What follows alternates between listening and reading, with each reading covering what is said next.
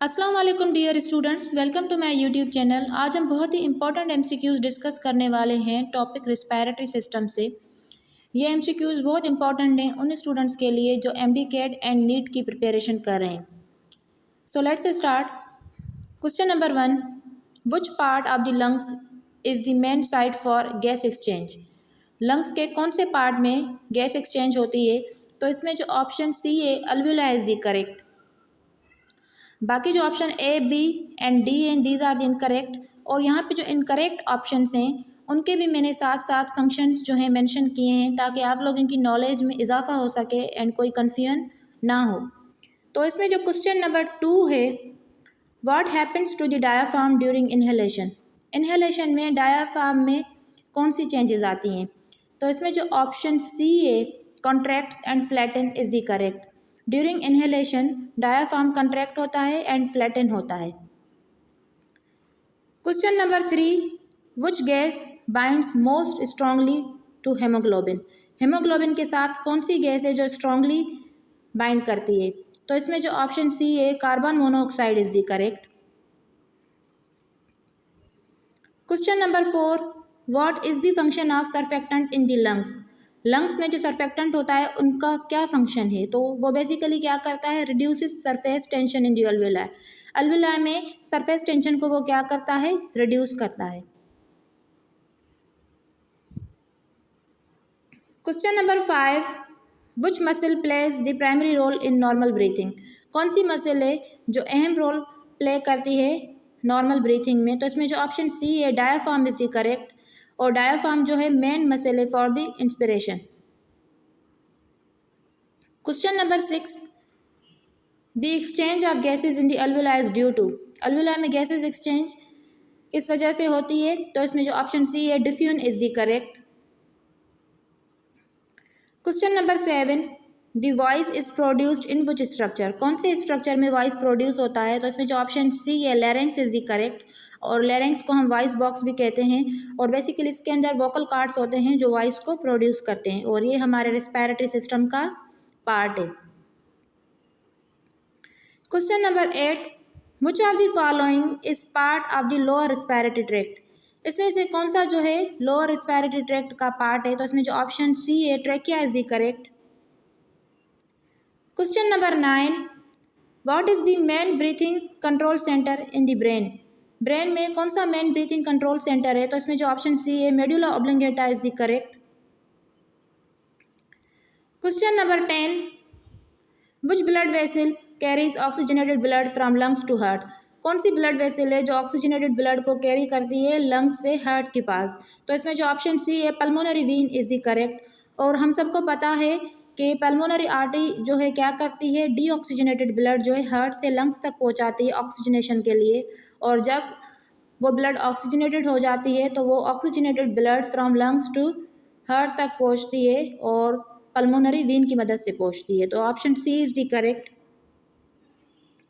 Question number 11, which term describes the volume of air breathed in and out during normal breathing.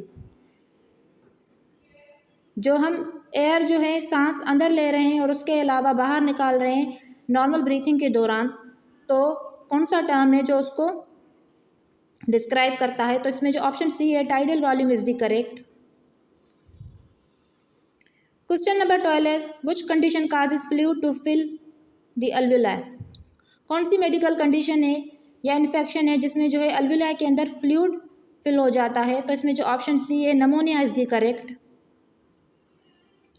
Question number 13, internal respiration refers to gas exchange between. Internal respiration में gases exchange कहाँ पे होती है? तो option C blood and body tissues is the correct. Which structure covers the lungs and reduces friction during breathing. कौन सा structure है जो लंग्स की कवरिंग है एंड ब्रीथिंग के दौरान फ्रैक्शन को वो रिड्यूस करता है? तो इसमें जो ऑप्शन सी है प्लूरा इज द करेक्ट और वो जो है लंग्स के ऊपर मेम्ब्रेन होती है। Question number 15, which enzyme helps convert carbon dioxide into bicarbonate in RBC. कौन सा एंजाइम है जो कार्बन डाइऑक्साइड को बाइकार्बोनेट में कन्वर्ट करता है आरबीसीज में? तो इसमें जो ऑप्शन सी है carbonic anhydrase enzyme is the correct. Question number 16 residual volume refers to, residual volume हम किसको कहते हैं? तो इसमें जो ऑप्शन सी है air left in lungs after forceful acceleration. तो जो एयर जो है लंग्स से बाहर निकले, जो एयर जो है लंग्स में रह जाए आफ्टर फोर्सफुल एक्सेलेशन, तो इसको हम कहते हैं रेजिडुअल वॉल्यूम। मीन्स एक्सेलेशन के बाद जो है जो एयर लंग्स में रह जाए तो उसको हम कहते हैं residual volume. Question number 17 during acceleration the diaphragm में कौन सी चेंजेस आती हैं? तो इसमें जो ऑप्शन सी है relaxes and moves upward is the correct. Means during acceleration diaphragm relax होता है एंड अपवर्ड मूव करता है। Question number 18 the primary chemical that regulates breathing rate is, कौन सा प्राइमरी केमिकल है जो ब्रीथिंग रेट को रेगुलेट करता है? तो इसमें जो ऑप्शन सी है carbon dioxide is the correct. Question number 19 what prevents tracheal collapse, trachea को कोलैप्स होने से कौन बचाता है और उसके अलावा उसको ब्रेक होने से कौन बचाता है? तो इसमें जो ऑप्शन सी है C shaped cartilage rings is the correct. ये सी शेप्ड कार्टिलेज रिंग्स जो हैं ट्रैकिया को सपोर्ट करती हैं और उनको कोलैप्स होने से प्रोटेक्ट करती हैं। Question number 20 which of the following conditions result from chronic bronchial inflammation, इसमें से जो है कौन सी कंडीशन है जो क्रोनिक ब्रोंकियल इन्फ्लेमेशन से होती है? तो इसमें जो ऑप्शन बी है chronic bronchitis is the correct. Question number 21 which lung is slightly smaller in size, कौन सा लंग है जो स्लाइटली स्मॉलर है साइज में? तो इसमें जो ऑप्शन बी है लेफ्ट इज द राइट। और ये जो है स्मॉलर क्यों होता है? हार्ट की वजह से, क्योंकि हार्ट को स्पेस चाहिए होता है, क्योंकि हमको सबको पता है कि आप सबको पता है कि हार्ट जो है हमारी बॉडी में लेफ्ट साइड पे मौजूद होती है, तो इसीलिए जो लेफ्ट हमारा लंग होता है वो क्या होता है, थोड़ा स्मॉलर होता है as compare to right. Question number 22 which term describes difficulty in breathing, कौन सा टर्म है मेडिकल टर्म जो डिस्क्राइब करता है शॉर्टनेस ऑफ ब्रीथ और डिफिकल्टी इन ब्रीथिंग? तो इसमें जो ऑप्शन सी है dyspnoea is the correct. Question number 23 in asthma which structure is primarily affected, तो अस्थमा में कौन सा स्ट्रक्चर है जो अफेक्टेड होता है? तो इसमें जो ऑप्शन सी है bronchioles is the correct. Means asthma में हमारा जिस रेस्पिरेटरी सिस्टम से जिस स्ट्रक्चर पे असर पड़ता है वो होता है bronchioles. Question number 24 what is the main purpose of nasal hairs and mucus, mucus and nasal hairs का क्या मेन पर्पस है? तो इसमें जो ऑप्शन सी है filter dust and microbes, microbes को और डस्ट को फिल्टर करता है, साफ करता है। Question number 25 what is vital capacity, vital capacity क्या है?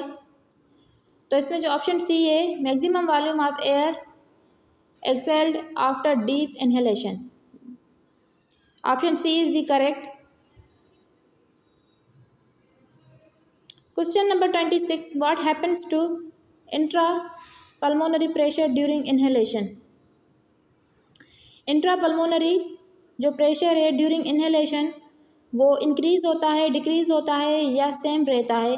तो इसमें जो ऑप्शन बी है decrease is the correct. Question number 27 which structure connects the larynx to bronchi, कौन सा स्ट्रक्चर है जो लैरिंक्स को ब्रोंकाई से कनेक्ट करता है? तो इसमें जो ऑप्शन बी है trachea is the correct. Question number 28 the main function of pleural fluid is to, pleural fluid का मेन फंक्शन कौन सा है? तो बेसिकली वो फ्रैक्शन को रिड्यूस करता है ड्यूरिंग लंग मूवमेंट, लंग की मूवमेंट के दौरान। तो इसमें जो ऑप्शन डी है that is the correct.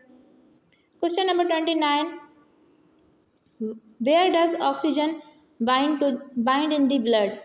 Blood में ऑक्सीजन किसके साथ बाइंडिंग करती है? तो इसमें जो ऑप्शन बी है haemoglobin in red blood cells, haemoglobin के साथ रेड ब्लड सेल्स में ऑक्सीजन जो है बाइंड करती है। और उसके अलावा फिर वो हेमोग्लोबिन जो है कैरी करता है 98% ऑफ द ऑक्सीजन।